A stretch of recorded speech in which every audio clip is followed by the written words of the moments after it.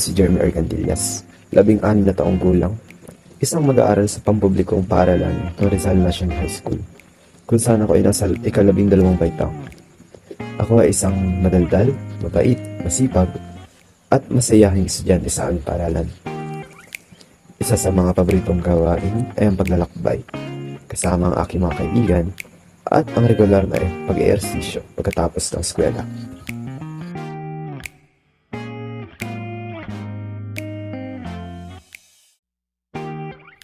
Ang aking layunin sa buhay ay makapagtapos ng aking pag-aaral at makahanap ng isang magandang trabaho.